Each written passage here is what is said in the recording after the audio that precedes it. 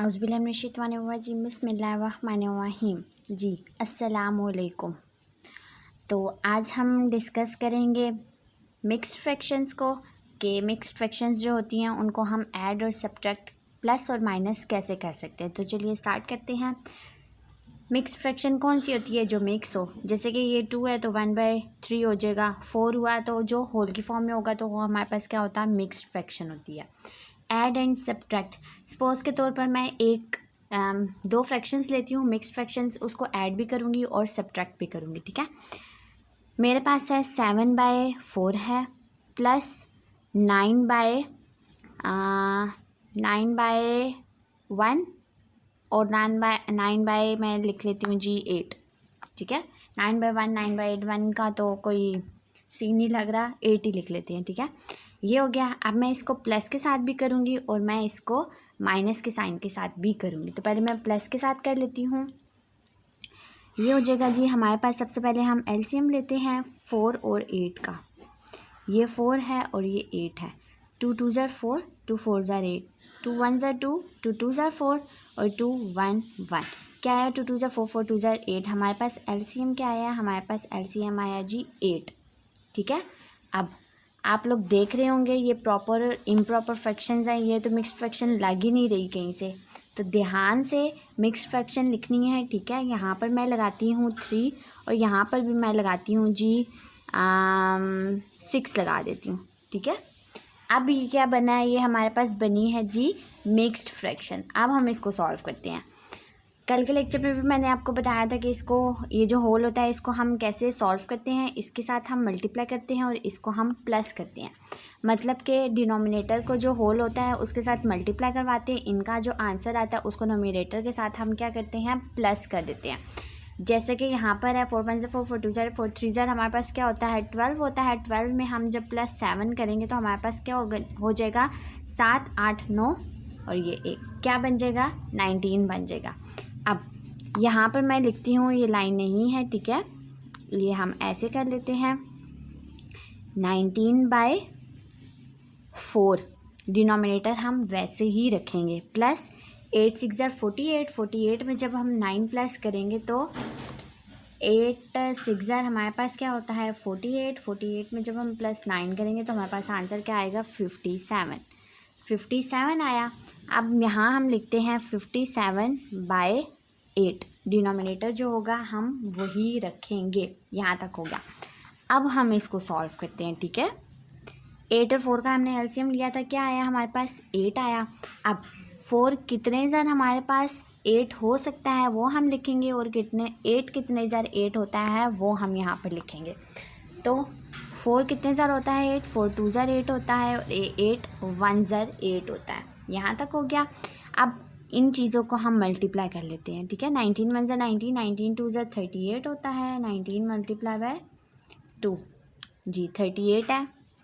38 plus 57 1 ज़र देखें तो 57 ही होता है हमारे पास। यहाँ तक हो गया। अब 38 में हम क्या करते हैं जी? प्लस कर देते हैं 57 को। क्या आया हमारे पास आंसर? 95/8। क्या आया हमारे पास? 95/8। अब देखते हैं 95 डिवाइडेड बाय 8 अगर पॉइंट में आंसर आया तो इसका मतलब है ये डिवाइड नहीं हो सकता। वैसे भी हम एक दफ़ा देख लेते हैं। 8 है और 95 है, ये एक हमारे पास ऑड नंबर है, ये हमारे पास एक इवन नंबर है। ठीक है, 5 का टेबल भी देखें, अगर 3 3 ज़ा 9 हो जाएगा, ये नहीं जाता। 8 तो वैसे ही नहीं जाता। 2 का टेबल देखते हैं, 2 पे 5 नहीं जा सकता। 4 का 4 तो वैसे ही नहीं जा सकता। 95 है। 5 का अगर हम देख भी लें तो 5 का टेबल 8 पर नहीं जाता। अगर देखा जाए तो ऊपर चला जाता है। 5 1 ज़ा 5, 5 9 ज़ा 45 और जब कैरी जाएगा तो इसका मतलब है यही हमारा आंसर है। अच्छा, तो जब आपसे क्वेश्चन मांगा जाए कि right in decimal form, decimal form कौन सी होती है? पॉइंट वाली। ठीक है, अगर तो आपसे मांगा जाए राइट इन डेसिमल फॉर्म तो आपने पॉइंट वाली फॉर्म लिखनी है। जैसे कि इसका आंसर क्या आ रहा है? 11.875 आ रहा है। राउंड ऑफ करके लिखिए या ऐसी लिखिए, मर्ज़ी है। वैसे तो राउंड ऑफ कर लीजिएगा। अप्रॉक्सीमेटली इक्वल टू क्या हो जाएगा? ये हमारे पास 12 हो जाएगा। ठीक है, ये हो जाएगा। और अगर तो आपसे डेसिमल फॉर्म मांगी जाए तो डेसिमल फॉर्म में दीजिएगा। अगर नहीं मांगी जाए तो बेशक फ्रैक्शन भी दे दीजिए या डेसिमल फॉर्म दे दीजिए, आपकी मर्ज़ी है। ये हमारा क्वेश्चन सॉल्व हो गया। अब हम क्या करते हैं, इसी को माइनस के साथ भी कर लेते हैं एक दफ़ा सॉल्व, ताकि आसानी हो जाए। क्या था, 3 था, 7/4 था, साथ में माइनस था, और 6 9/8। ये चीज़ तो वैसी रहेगी, फिर भी मैं एक दफ़ा कर देती हूँ, ठीक है। ये हमारे पास हो जाएगा जी 4 3 ज़ा 12 हुआ था। 12 में जब हमने 7 प्लस किया था तो हमारे पास क्या हुआ था, 19 19/4 माइनस 8 6 ज़ा 48। 48 में जब हमने 9 प्लस किया तो हमारे पास क्या आंसर आया था, 57/8। जब हमने एलसीएम लिया था, एलसीएम ये रहा, एलसीएम क्या आया था हमारे पास, 8 आया था। 8 मैं यहाँ पे लिख लेती हूँ। अब 4 कितने ज़ा 8 होता है और 8 कितने ज़ा 8 होता है, 4 2 ज़ा 8 होता है और 8 1 ज़ा 8 होता है। 91 ज़ा 19, 19 2 ज़ा क्या हुआ था हमारे पास, 38 था, माइनस 57। अब जब हम 38 में से माइनस 57 करेंगे तो हमारे पास माइनस 19 आएगा। माइनस 19/8 क्या है, माइनस का साइन। माइनस का साइन क्यों आया, जब हम छोटी वैल्यू से बड़ी वैल्यू माइनस करते हैं तो हमारे पास क्या आता है, माइनस का साइन साथ में ज़रूर मेंशन करना है, ठीक है। अब माइनस 19/8 है, हम एक दफ़ा डिवाइड करके देख लेते हैं। 19/8 होता है, नहीं होता, ये भी पॉइंट में आंसर आया, तो इसका मतलब है यही हमारा एक आंसर है।